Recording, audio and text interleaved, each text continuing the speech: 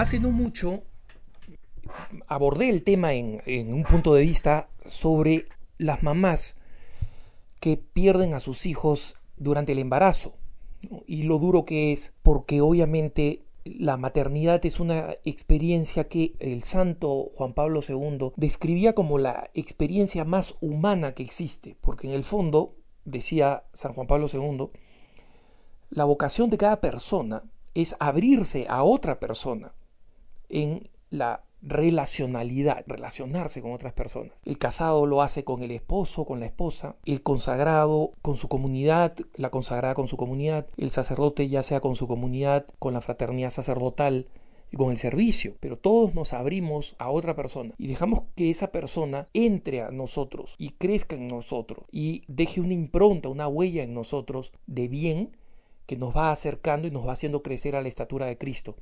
Pero ese tener otra persona dentro de sí a través de la relacionalidad es algo que la mujer experimenta físicamente con el embarazo. Y por eso es que San Juan Pablo II decía, es la experiencia más humana. Y por eso es que el mundo necesita a las mujeres y necesita a las mujeres que son madres. De ahí su enorme importancia en destacar el papel de la mujer y el llamado genio femenino.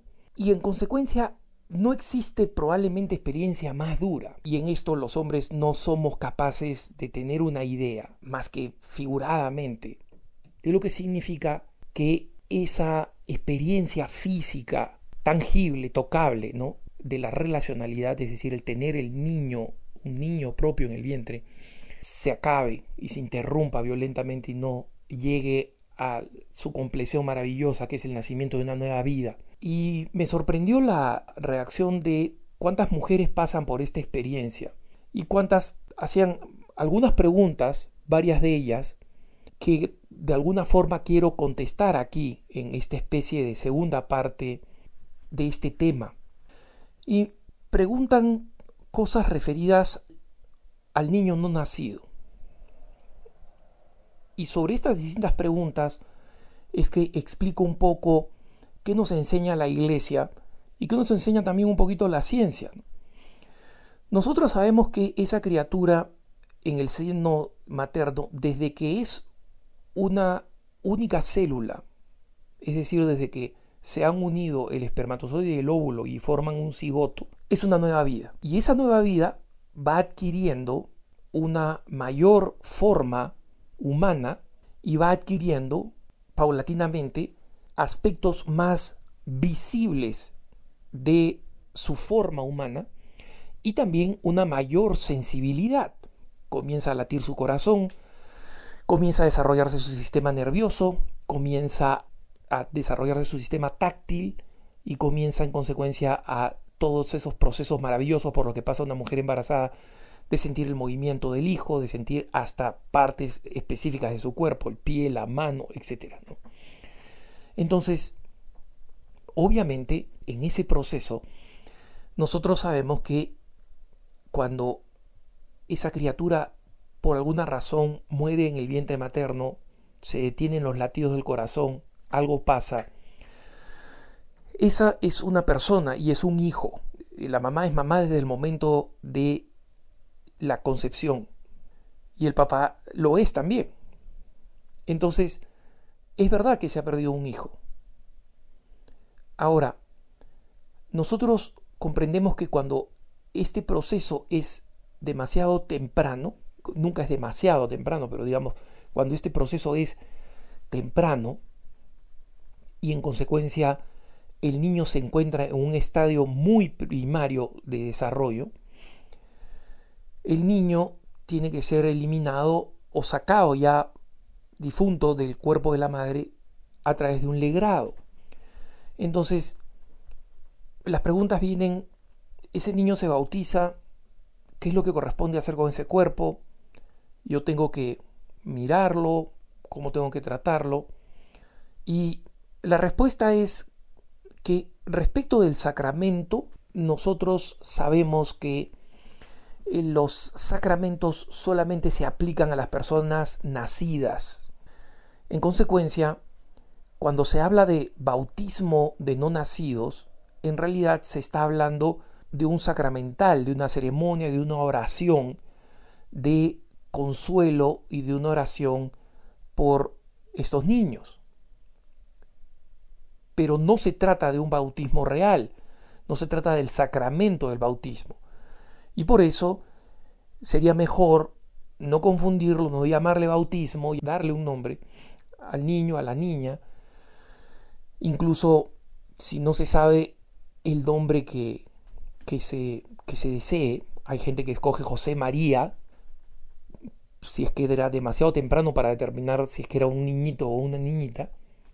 Y eso está muy bien, pero obviamente no se trata de un bautismo propiamente, porque para ser bautizado hay que haber nacido y recibir cualquier sacramento, hay que estar nacido. Pues suena un poco como innecesario decirlo, pero es importante saberlo, porque si no lo decimos, se va a creer que es posible bautizar a alguien espiritualmente, entre comillas. Esa es una creencia mormona, no es una creencia católica, y por lo demás no tiene un fundamento ni en la teología ni en las Sagradas Escrituras, salvo una cita de San Pablo que es interpretada usualmente de la manera equivocada. Pero fuera de eso, en el conjunto de la enseñanza bíblica y de la enseñanza de la Iglesia, el bautismo es lo que es. En consecuencia, es bueno y es altamente recomendado rezar por el propio consuelo y referirse a él con un nombre escogido entre los padres o la madre o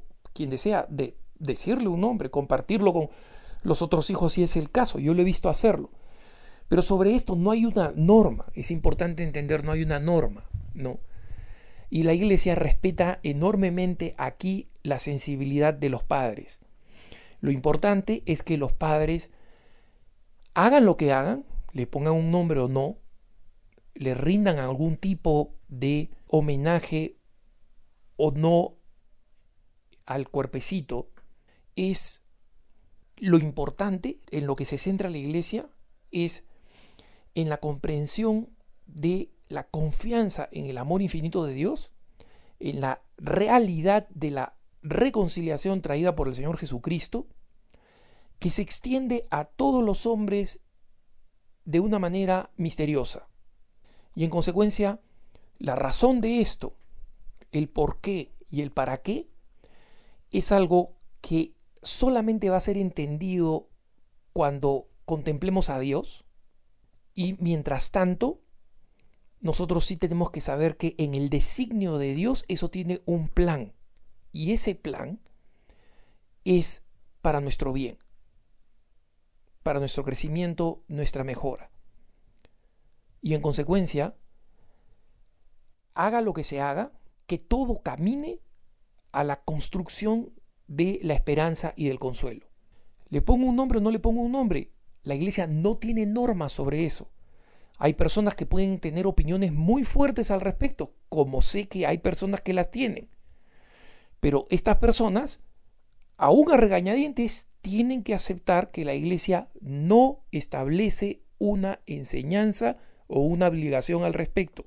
Cuando es un niño demasiado temprano y en el proceso médico se elimina también el cuerpecito del niño como parte del legrado, la Iglesia no pone un tiempo o una fecha en la que no, a partir de aquí hay que enterrarlo y a partir de aquí no hay que enterrarlo. Comparto la experiencia de mi madre. Mi madre me contó, nosotros somos 6 hermanos y hermanas. Y mi madre perdió 3 niños. Y los perdió además de una forma bastante dura, digamos, para ella. Porque ella tuvo unas pérdidas con expulsiones, es decir, no hubo tratamiento médico, con expulsiones que ella misma vio de estas criaturitas pequeñitas. Y en 2 casos no recuerda qué cosa pasó, y en un caso recuerda haber hecho una pequeña ceremonia de entierro con mi papá. O sea, eran personas que no conocían bien su fe. Mi papá en ese entonces se declaraba no creyente, mi madre había sido criada católica, tenía una enorme devoción, pero no era practicante de su fe. Entonces ella me cuenta cómo en cada circunstancia reaccionó de una manera distinta, pero que siempre fue primero la fecundidad que Dios le dio porque pronto quedaba embarazada y nunca las pérdidas fueron seguidas, las pérdidas fueron intermedias entre los embarazos de los que nacimos. En consecuencia, yo he escuchado de primera mano el testimonio de mi mamá sobre este tema y sobre cómo la iglesia deja una libertad sobre qué cosa hacer con esto dentro del marco razonable que es, primero, nosotros sabemos con la fe y con la ciencia que esa es una criatura, es un hijo, es una hija. Segundo, el bautismo no se aplica porque es un sacramento para las personas nacidas. Y en tercer lugar, lo más importante es que este sufrimiento doloroso no es un error de la naturaleza, no es una venganza o un castigo de Dios. Es un acto que solamente se entiende en el misterio de la cruz. ¿Por qué Dios decide que la segunda persona de la Santísima Trinidad se encarne, participe en nuestra naturaleza y muera como un villano en la cruz? Justamente la idea del amor infinito de Dios es que la cruz de Cristo arroje un rayo de luz sobre el misterio del dolor humano. Y de esa manera nosotros entendamos que hay un propósito para todo esto y que ese propósito es un propósito de amor y eso traiga consuelo, ánimo en medio del dolor y una vida renovada en Cristo. Que tengas un buen día.